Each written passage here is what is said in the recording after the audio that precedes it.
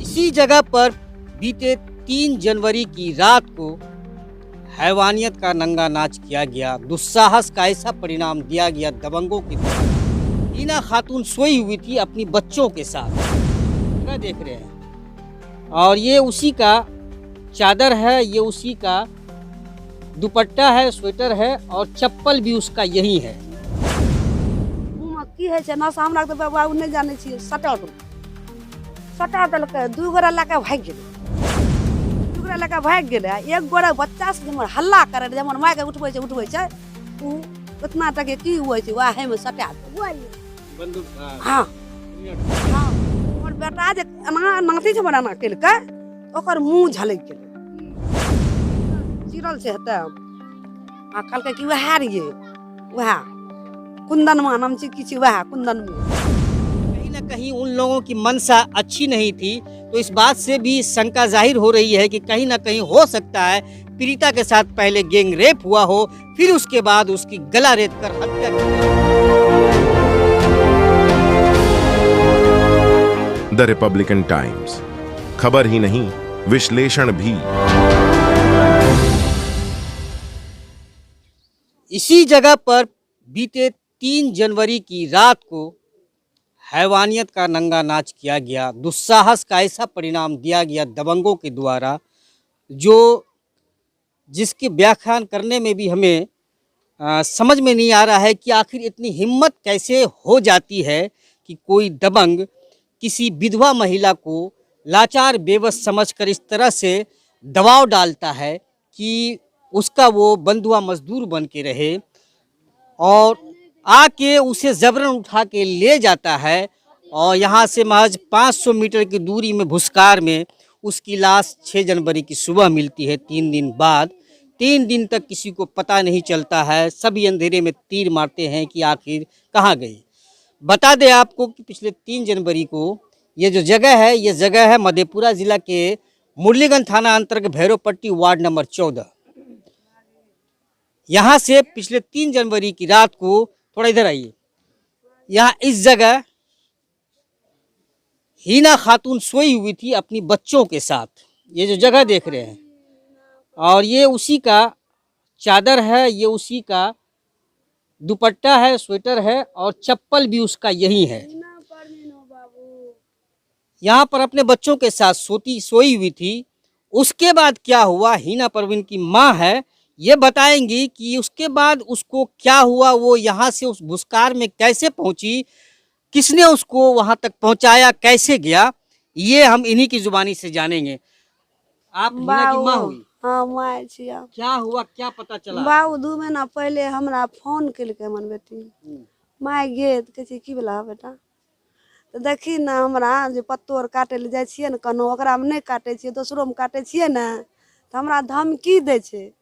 तब जे हे गे बेटी गाम के सर समाज छियै, धमकी देलकै तो की कहूँ केकरो कोई मार दे छै, तो नहीं गे माय कतो कोई जेहन के मारबो ना पूरा तरीका के देखे वाला नहीं रहबी, हेना कह देबो ओना कह देबो।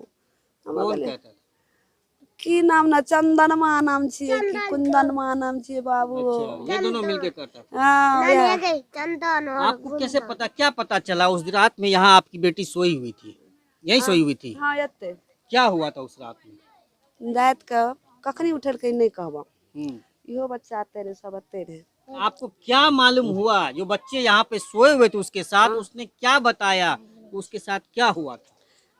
बच्चा सोल रहे इतना इतना, बाबू रे हमर दाय इतना, ही बच्चा रहे इतना, ही धारी पाती रहे। ओकरा जे कहलकै ले उठबै जे रे, ओकरा कपड़ा उगरते ठंडी में ना, तो उगरते तो जार हेबे न करते, तो धरफड़ा उठले तो ओकरा माय के की न कहलकै कि मुँह में की है ना सामने तो बाबू नहीं जाने छियै, सटा देलकै, 2 गोरा लगा भाग गेलै, 2 गोरा लगा भाग गेलै। एक गोरा बच्चा से जमन हल्ला करे, जमन माय के उठबै छै उ उतना टके की हुए छै वाहे में सटा दे बंदूक था। हाँ था। हाँ लोहा वाला यहीं पे सटा देलकै, कहलकै बोलबी ना तो रोड के मार देबो। हमर बेटा जे एना नाती छै बनाना केलकै, ओकर मुंह झलक गेलै, मुंह पे पट्टी बांधे हुआ था। हाँ मुंह झलक गेलै, तू कहे हत्ता चिरल से हत्ता आ कहलकै कि वह रहिए वह कुंदन में नाम छी कि वह कुंदन में वह रहिए वह तो हम कहलिए हौ धियापुता ओहिना बोलै छै बात के चपैत देलिए जब भोर के काल्हि लाश मिललै ने हम की कहलिए भैया हम झूठ नहीं बोलबो मीडिया पर कहलिए हमर बेटी जड़ जवान छै भए सकै छै मती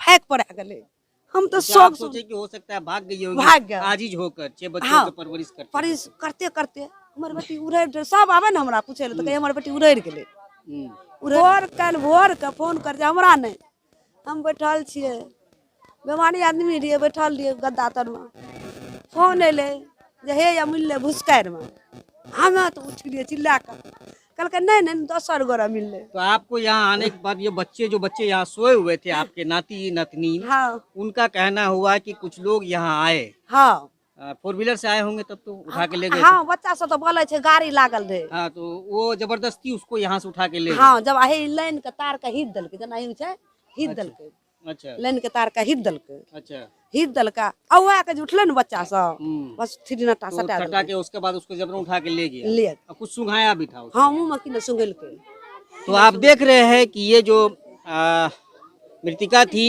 हीना परवीन उसकी माँ थी उसके जो नाती थे जो बच्चों के साथ जिस वक्त यहाँ सोई हुई थी जिस वक्त इस घटना को दबंगों के द्वारा अंजाम दिया गया था वो किस तरह से यहाँ पर आया और गाड़ी लगाकर जबरन उसको कुछ बेहोशी की दवा रुमाल में रखे हुआ था सटाकर उसको अपनी गाड़ी में ले जाकर यहाँ से 500 मीटर की दूरी पर जो बांसवारी जो एकांत जगह है उस जगह पर उस महिला को ले गया और वहाँ से उसकी 6 जनवरी की सुबह में लाश बरामद होती है।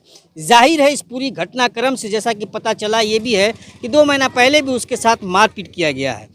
तो जाहिर है कहीं ना कहीं उन लोगों की मंशा अच्छी नहीं थी। तो इस बात से भी शंका जाहिर हो रही है कि कहीं ना कहीं हो सकता है पीड़िता के साथ पहले गैंग रेप हुआ हो फिर उसके बाद उसकी गला रेत कर हत्या की गई हो। जिस तरह से जो बातें सामने आ रही है यह इशारा उसी तरफ किया जा रहा है होता दिख रहा है। हालांकि पुलिस की जांच अभी चल रही है। पुलिस की जांच कहाँ तक पहुँचती है और पुलिस का जो रिपोर्ट आएगा पुलिस का जो आधिकारिक बयान आएगा वही सत्य होगा।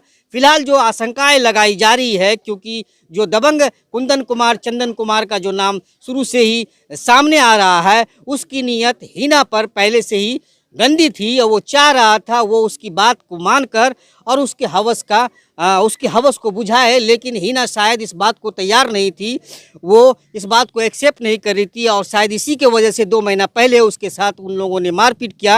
हालांकि उस वक्त ही उसको सज़ा मिलनी चाहिए लेकिन हो सकता है सामाजिक में सोचा होगा कि डांट फटकार कर दिया है आइंदा ऐसी घटना नहीं होगी। जो समाज में अक्सर अमूमन छोटी छोटी बातों को समझकर अंदाज कर देते हैं और बाद में वही छोटी छोटी बात बड़ी घटना का रूप ले लेती है। शायद इसमें भी ऐसा ही हुआ होगा जबकि उसी वक्त उसको सज़ा मिलनी चाहिए। अगर उस वक्त उसको सज़ा मिल जाती तो शायद आज ये परिणाम देखने को नहीं मिलता। लेकिन लोगों ने भी ऐसा नहीं सोचा होगा कि छोटी मोटी बात है मारपीट किया होगा गुस्सा पिता में काम करने के चक्कर में तो चलो बात को समझा देते जो आपसे आपस में गांव समाज में होता है।